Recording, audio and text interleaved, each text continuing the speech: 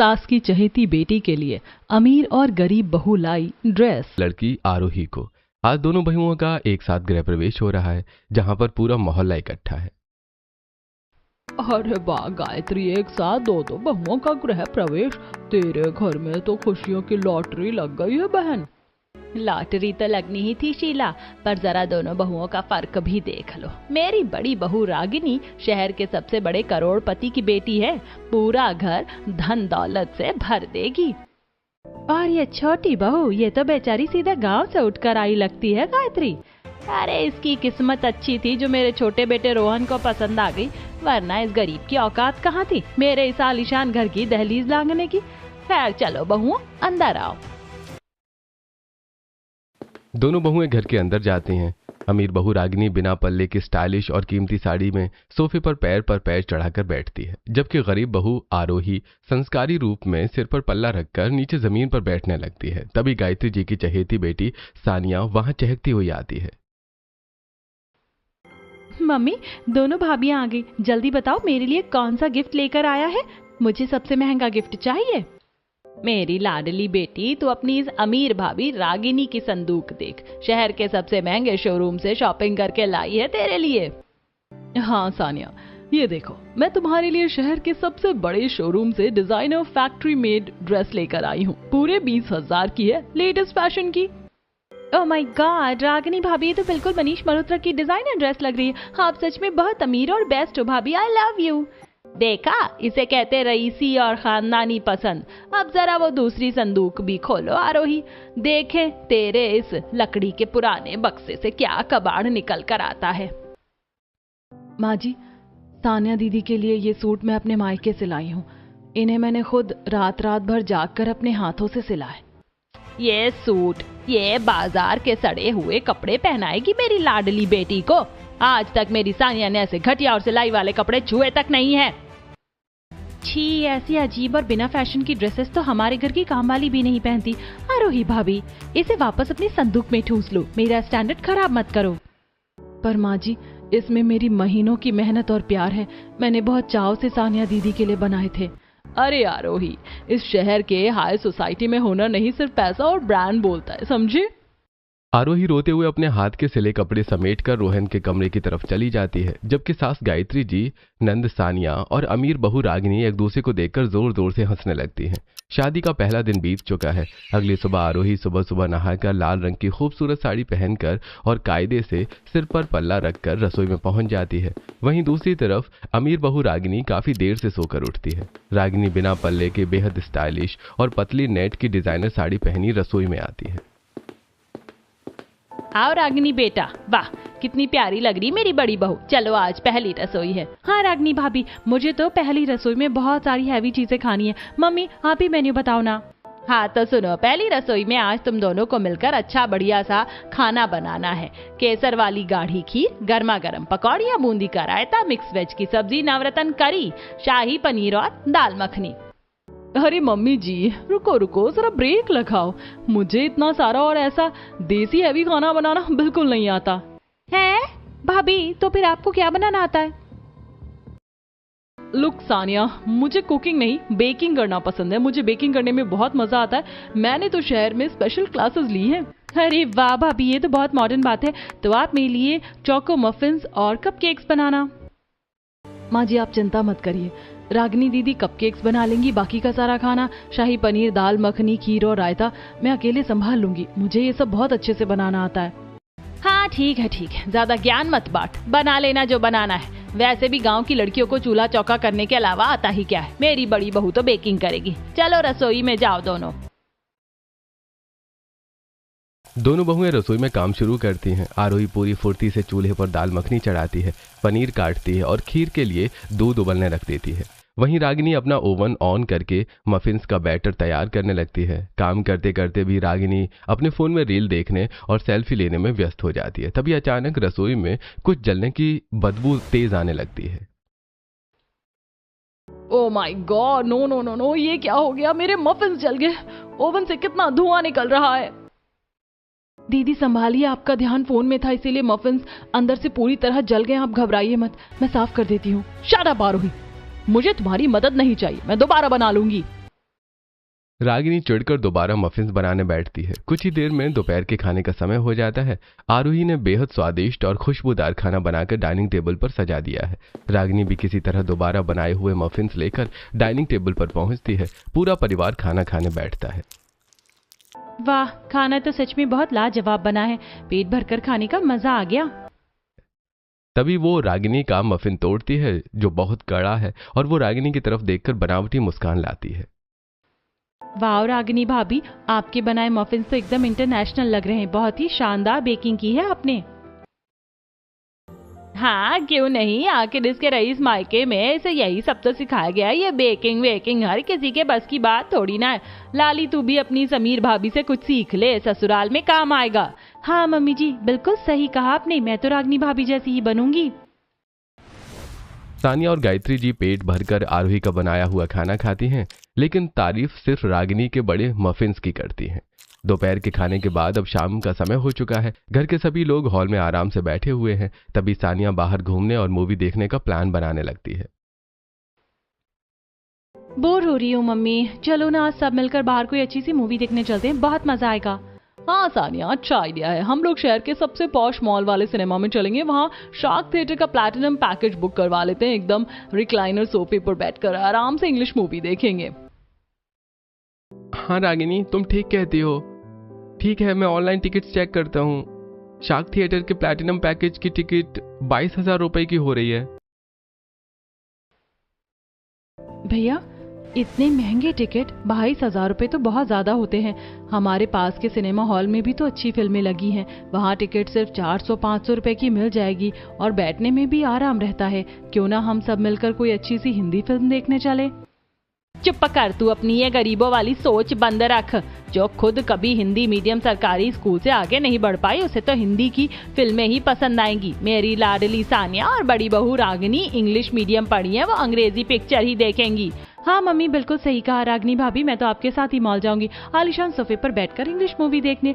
आप मुझे अपने साथ ले चलोगी ना? हाँ हाँ क्यों नहीं सानिया, तुम तो मेरी प्यारी ननद हो, तुम्हें क्यों नहीं ले जाऊंगी। मेरी चहीती बेटी की पसंद भी तो उसकी समीर भाभी जैसी ही रईस है। चलो तुम लोग मॉल जाओ। ठीक है, आप लोग इंग्लिश मूवी देखने जाओ, मैं और आरोही हॉल में हिंदी मूवी देखने जाएंगे। प्लान के मुताबिक आनंद, रागिनी और सानिया मॉल के प्लैटिनम थिएटर में फिल्म देखने पहुंच जाते हैं और आरोही और रोहन हॉल में। पहले रागिनी को लगा था कि वो अपने पति के साथ कुछ रोमांटिक पल बिताएगी, लेकिन थिएटर के अंदर बड़े आलीशान रिक्लाइनर सोफे लगे होते हैं और बड़े मजे से पॉपकॉर्न खाने लगती है और रागिनी की झुंझलाहट शुरू हो जाती है। हे भगवान, इस कबाब में हड्डी को मम्मी जी ने मेरे साथ ही भेज दिया। शादी के बाद पति के साथ थोड़ा वक्त बिताना चाहती थी, पर अनंत अंधेरे में रागिनी का हाथ पकड़ने के लिए हाथ बढ़ाता है और गलती से सानिया का हाथ छू जाता है। अरे भैया ध्यान से देखो, बगल में मैं बैठी हूँ, भाभी नहीं। भाभी तो उस तरफ है। अरे अरे सॉरी लाली, अंधेरा था ना तो मुझे लगा कि। कबाब में हड्डी कहीं की। शादी मेरी हुई है या इसकी? हर जगह बीच में घुसना जरूरी है क्या? भाभी आपने कुछ कहा क्या? नहीं तो सानिया, मैं तो कह रही थी कि ये कोल्ड ड्रिंक लो, आराम से पियो और मजे से इंग्लिश मूवी देखो। कोल्ड ड्रिंक क्या, मेरा सिर खा लो तुम। इरिटेट करके रख दिया सुबह से। मूवी देखकर सब घर लौट आते हैं। अगले दिन सुबह डाइनिंग टेबल पर चाय नाश्ते के दौरान दोनों भाइयों के बीच हनीमून पर जाने की चर्चा छिड़ जाती है। भाई अनंत, शादी के बाद तुम दोनों ने कहीं बाहर जाने का, घूमने का क्या सोचा है? हनीमून का क्या प्लान है तुम्हारा? हाँ रोहन, मैं सोच रहा हूँ कि रागिनी को किसी अच्छी सी फॉरेन ट्रिप पर ले जाऊं। मलेशिया या सिंगापुर का प्लान कर रहा हूँ। आखिर हमारे पास पैसे की कोई कमी थोड़े ना है। क्या फॉरेन ट्रिप? भैया अगर आप लोग विदेश जा रहे हैं तो आपने मुझे भी साथ लेकर चलना है। मैं भी सिंगापुर देखूंगी। अरे लाली, तो हनीमून पर जाकर क्या करेगी? क्यों माँ, क्या भैया भाभी मुझे साथ नहीं ले जा सकते? बदतमीज लड़की, शर्म नाम की चीज नहीं है इसमें। तू ही चली जा मेरे बदले हनीमून पर, मैं यहीं रुक जाती हूँ। अरे हाँ हाँ सानिया, क्यों नहीं चलोगी? तुम तो हमारी चहेती ननद हो। देखा मेरी अमीर बहू कितनी दरिया दिल है, वो मेरी लाडली को कभी मना कर ही नहीं सकती। हाँ रोहित, तुम दोनों का क्या प्लान है? तुम लोग कहाँ जा रहे हो? माँ जी, अभी बाबा केदारनाथ के कपाट खोले हैं। हमने सोचा है कि शादी के बाद हम दोनों केदारनाथ जी के दर्शन करने चले जाएं। भगवान का आशीर्वाद मिल जाएगा, इससे अच्छा और क्या होगा। केदारनाथ? सुना रागिनी, इसका पहनावा बदल गया, शादी करके इस बड़े घर में आ गई, लेकिन इसकी सोच नहीं बदली। सोच आज भी वही गरीबों वाली है। मेरी बड़ी बहू विदेश जा रही है और ये चली केदारनाथ। सही कहा मम्मी जी, स्टेटस का फर्क तो दिखता ही है। डाइनिंग टेबल पर तो रागिनी ने सानिया को हाँ कह दिया था, लेकिन बेडरूम में आते ही अनंत, तुम्हें थोड़ी भी शर्म नहीं आती? तुम्हारी बहन हमारे हनीमून पर जाने के लिए तैयार हो गई और तुम चुपचाप बैठे रहे। खुद के अंदर थोड़ी भी अकल नहीं है क्या? अरे रागिनी शांत हो जाओ, वो तो लाली बच्ची है, नादानी में बोल दिया उसने। मम्मी की चहेती है ना, इसलिए थोड़ी जिद्दी है। सुन लो अनंत, आज के बाद अगर तुम्हारी इस बहन ने हमारे बीच में कबाब में हड्डी बनने की कोशिश की तो तुम्हें उसे साफ मना करना पड़ेगा। बाबा रे, अरे ठीक है बाबा, ठीक है, तुम गुस्सा मत हो, मैं लाली को अच्छे से समझा दूंगा। अगले दिन सुबह अनंत काम का बहाना बनाकर हनीमून का प्लान सबके सामने टाल देता है। शाम के समय सभी लोग हॉल में बैठे हैं और गर्मियों के मौसम के ताजे आम खा रहे हैं। अनंत और रोहन सोफे पर बैठे हैं। तभी सानिया दौड़ कर आती है और दोनों भाइयों के बीच में जबरदस्ती जगह बनाकर बैठ जाती है। भगवान मेरे दोनों भाइयों और बहनों की जोड़ी को नजर ना लगे किसी की। आरोही अपने हाथ हवा में घुमाकर तीनों की नजर उतारने लगती है। अरे आरोही भाभी, ये क्या कर रही हो आप? तुम्हारी नजर उतार रही हूँ लाली दीदी। भगवान करे तुम तीनों भाई बहन का प्यार हमेशा ऐसे ही बना रहे। तुम तीनों की जोड़ी तो बिल्कुल श्री कृष्ण बलराम और सुभद्रा जैसी लगती है। हाँ, श्री कृष्ण और बलराम के बीच में कबाब में हड्डी तो हमेशा बनती ही है ना। भाइयों के बीच में घुसकर बैठ गई। मम्मी जी ने इसे सर पर चढ़ा रखा है। सुनो आप लोग, अगले हफ्ते मेरा बर्थडे आने वाला है। इस बार मुझे आप लोगों से एक बहुत बड़ा सरप्राइज चाहिए। मुझे इस बार पर्पल बटरफ्लाई लाइट थीम पर शानदार पार्टी चाहिए। क्यों नहीं बेटी, मेरी लाडली बेटी का जन्मदिन है, पार्टी तो इतनी बड़ी होगी कि पूरा मोहल्ला देखता रह जाएगा। क्यों अनंत, सही कहा ना? हाँ मम्मी, बिल्कुल, हमारी इकलौती बहन का बर्थडे है। थैंक यू भैया, पर मम्मी मेरी बर्थडे की सारी तैयारी, मेकअप, डेकोरेशन, केक और सबसे जरूरी मेरी स्पेशल ड्रेस की जिम्मेदारी सिर्फ मेरी रागिनी भाभी संभालेंगी, क्योंकि उनकी पसंद बहुत रॉयल है और उन्हें हमारी हाई सोसाइटी के स्टेटस का पता है। हे भगवान, इतनी मेहनत इस कलमुही के जन्मदिन के लिए मैं इतनी आफत उठाऊं? इतनी मेहनत तो मैंने आज तक अपने खुद के जन्मदिन पर नहीं की। यहाँ तक कि अपनी सगी बहन के बर्थडे पर भी इतनी मगजमारी नहीं की थी। अब इसके लिए इतनी कमर तोड़ू? मुझसे नहीं होगा भाई। सानिया दीदी, वो मुझसे ना इतना काम अकेले नहीं हो पाएगा। सच कहूँ तो मेरी तबीयत भी कुछ दिनों से थोड़ी खराब चल रही है। रागिनी दीदी, आप परेशान मत होइए।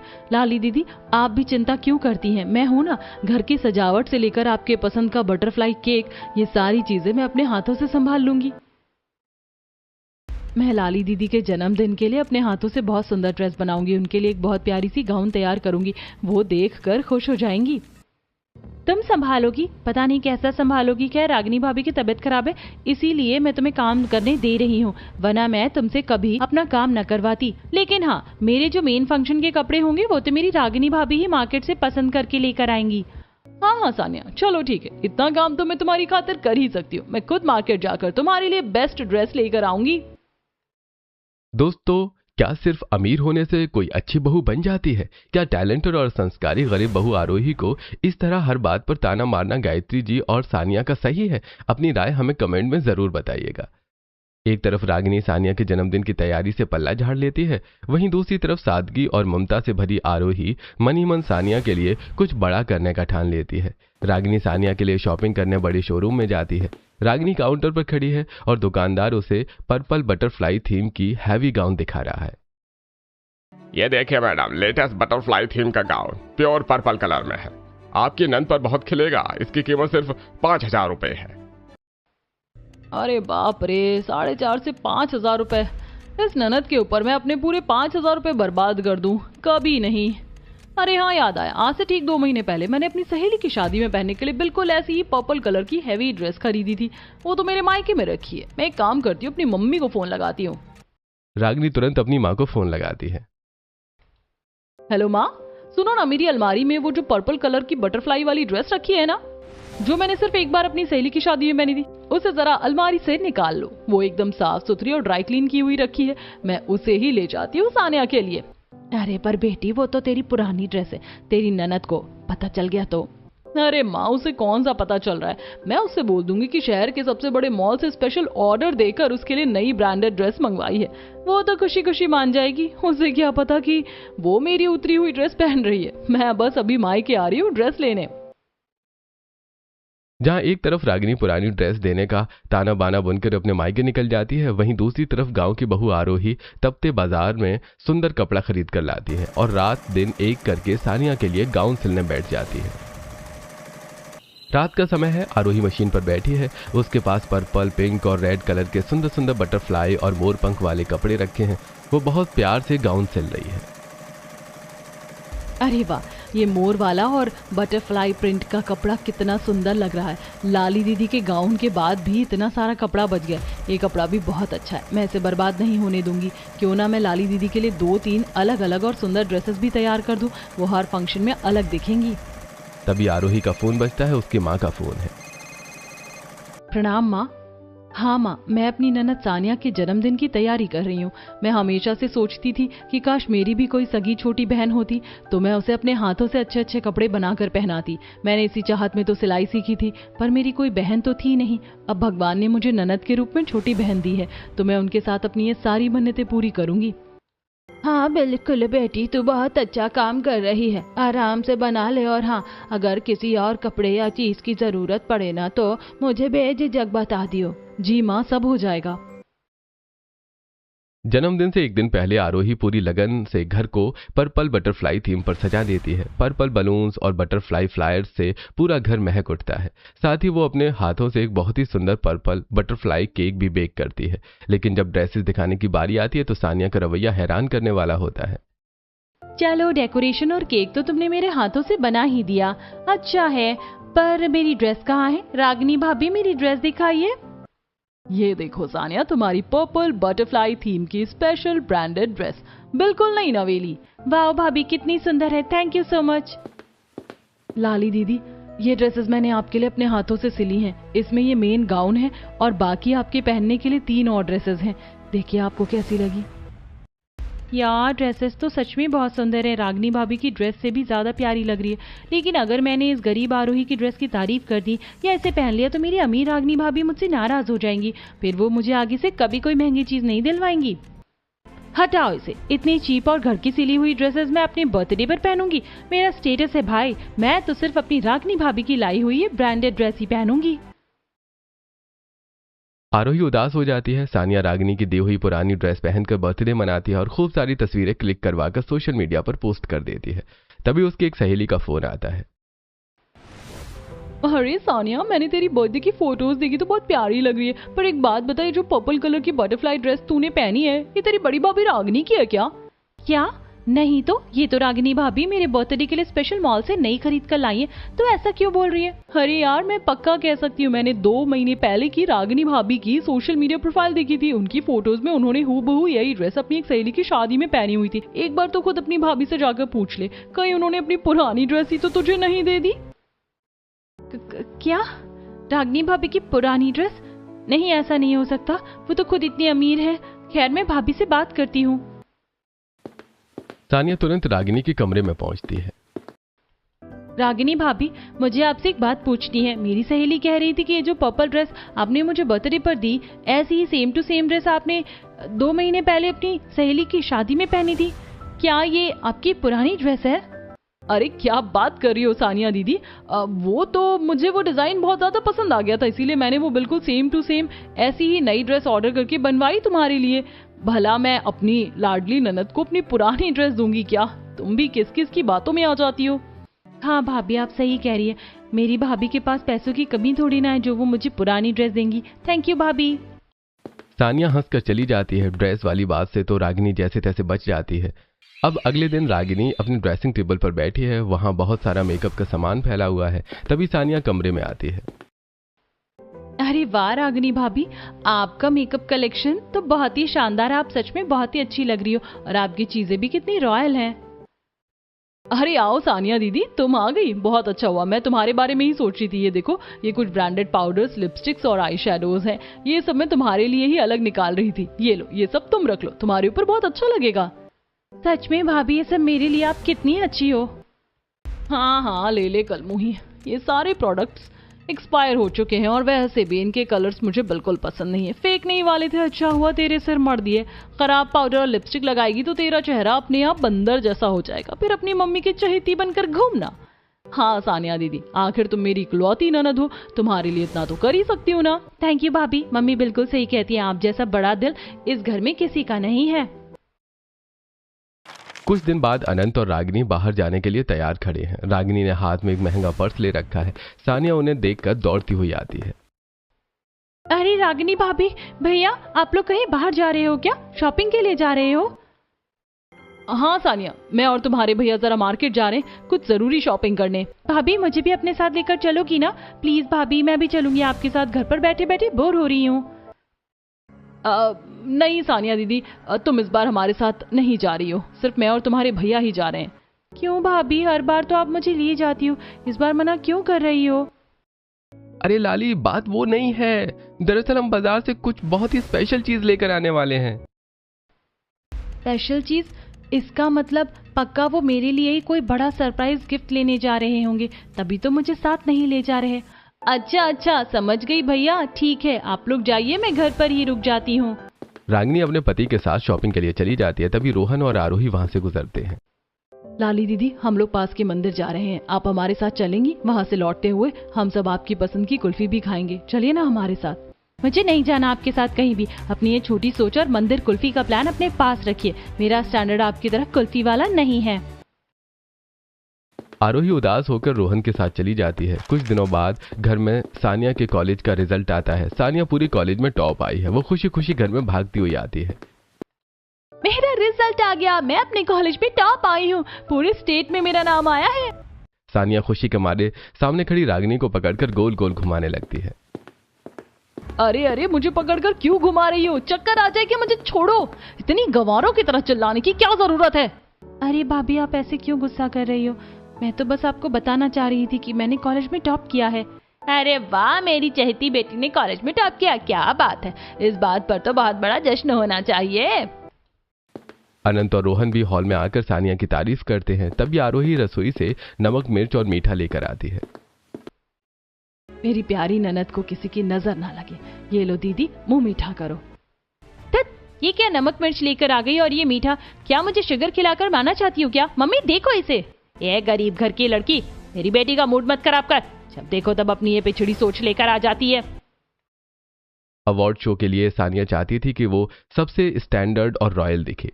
इसके लिए वो रागिनी के सामने अपनी ड्रेस की फरमाइश रखती है। भाभी, अवार्ड शो में शहर के बड़ी बड़ी लोग आएंगे, इस बार तो पार्टी की और मेरी ड्रेस की सारी जिम्मेदारी आप ही संभालोगी ना? अरे नहीं सानिया दीदी, मेरे मायके में एक बहुत बड़ा फंक्शन है, मुझे तो वहाँ जाना है, मैं ये जिम्मेदारी नहीं उठा सकती। पर भाभी, मेरी ड्रेस का क्या होगा? वहाँ मेरा स्टेटस दिखना चाहिए। इसके बहाने मैं पैसों का जुगाड़ करती हूँ, मैं अपना स्किन केयर करवा लूंगी और बिल इसके नाम पर भर दूंगी। अच्छा ठीक है सानिया दीदी, तुम मेरे साथ पार्लर चलो, उसके बाद मैं तुम्हारी ड्रेस दिलाती हूँ। हाँ भाभी ठीक है, आप पार्लर चलो, बिल भैया दे देंगे। घर में एक और पुरानी चमकीली ड्रेस पड़ी है, वही इस बेवकूफ को थमा दूंगी। एक तरफ रागिनी पार्लर में पैसे उड़ाने का प्लान बना रही थी, वहीं दूसरी तरफ गरीब घर की बहू आरोही ने ठान लिया था कि वो अपनी नंद को अपने हाथ का बना सबसे सुंदर गाउन गिफ्ट करेगी। वो धूप में परेशान होते हुए भी सानिया के लिए सुंदर कपड़ा छांट कर लाती है। काहे के लिए इतनी मेहनत कर रही है री?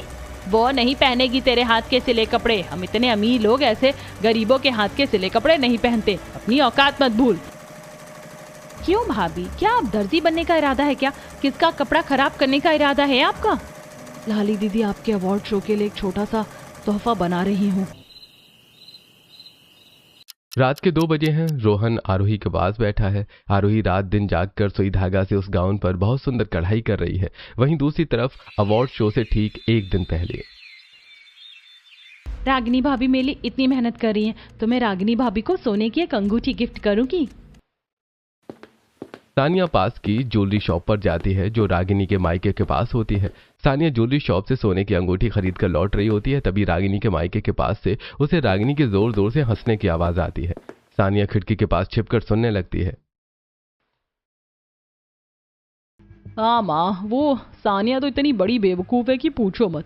मैंने उसे अपनी अलमारी की वही पुरानी पहनी हुई पर्पल ड्रेस नहीं बताकर दे दी है और वो फूल ही नहीं समारी। और तो और उसके नाम पर मैंने पार्लर में हज़ारों रुपए उड़ा दिए, पंपिंग स्ट्रेटनिंग सब करवा ली और बिल उसके भैया से भरवा लिया। पर रागिनी, अगर उसे पता चल गया तो? अरे माँ, उस सास की चहेती बेटी को मैंने कैसे उल्लू बना रखा है। मैं हमेशा उसे अपनी पुरानी और एक्सपायर्ड चीजें दे देती हूँ और वो खुश हो जाती है। बढ़िया उल्लू बनती है वो। ये सुनते ही सानिया के पैरों तले जमीन खिसक जाती है। उसकी आंखों से आंसू बहने लगते हैं। जिस अमीर भाभी के पीछे मैं पागलों जैसी भागती थी, उसने मुझे कचरा समझा, और जिसे वो गंवार कहती थी, वो आरोही भाभी धूप में उसके लिए कपड़े ला रही थी। तभी रागिनी घर से बाहर निकलती है और सानिया को वहां देख लेती है। अरे सानिया दीदी, तुम यहाँ बाहर? हाँ भाभी, बस मैं आपको ही देखने आई थी। चलिए घर चलते हैं। सानिया घर आकर चुपचाप बैठ जाती है। वो अपनी पुरानी बातें याद करती है। मैं हमेशा आरोही भाभी को झटक देती थी, जबकि आरोही भाभी हमेशा मुझे अपने साथ ले जाना चाहती थी। सानिया घर के कोने में आरोही को रात दिन जागकर अपने लिए सुंदर गाउन सिलते हुए देखती है और उसकी आंखों से आंसू बहने लगते हैं। आखिरकार अवार्ड शो की शाम आ जाती है। रागिनी बड़े घमंड से सानिया को पहनने के लिए अपनी वही पुरानी ड्रेस देती है। सानिया दीदी, ये लो मेरी लाई हुई रॉयल ड्रेस, इसे पहन कर आओ, सब देखते रह जाएंगे। वहीं दूसरी तरफ आरोही भी बड़े संकोच से अपने हाथों का सिला हुआ खूबसूरत गाउन लेकर खड़ी होती है। सानिया दोनों ड्रेसेस को देखती है और रागिनी की ड्रेस को हाथ में ले लेती है। आरोही का चेहरा फिर से उतर जाता है, लेकिन इस बार वो आरोही की ड्रेस भी पकड़ती है। सब लोग हैरान रह जाते हैं, क्योंकि सानिया ने रागिनी की दी हुई ड्रेस नहीं बल्कि आरोही के हाथों का सिला हुआ बेहद खूबसूरत शाही व्हाइट गाउन पहना हुआ है। सानिया, ये क्या बदतमीजी है? तुमने मेरी दी हुई इतनी महंगी ब्रांडेड ड्रेस क्यों नहीं पहनी? इस गरीब गांव वाली के हाथ का सिला कपड़ा क्यों पहन लिया? तुम्हारा दिमाग खराब हो गया क्या? हाँ बेटी, तुमने इस गरीब का कपड़ा क्यों पहना? बस कीजिए रागिनी भाभी, बहुत हुआ आपकी अमीरी का ये नाटक। ये कपड़ा घटिया नहीं है, इसमें मेरी आरोही भाभी का सच्चा प्यार है। और जो ड्रेस आप मुझे दे रही थी वो कोई नई नहीं बल्कि आपकी 2 पुरानी पहनी हुई उतरी हुई ड्रेस थी। आपने मुझे एक्सपायर्ड मेकअप दिया और मेरे नाम पर पार्लर का बिल फाड़ा। मैंने अपनी कानों से आपका वो सच सुन लिया है जो आप अपनी माँ से कह रही थी। सानिया सबके सामने अपनी ज्वेलरी वाली बात और रागिनी की सारी सच्चाई का पर्दाफाश कर देती है। नीच औरत, हमने तुझे इस घर की लक्ष्मी समझा और तूने मेरी बेटी के जज्बातों का ऐसा तमाशा बनाया।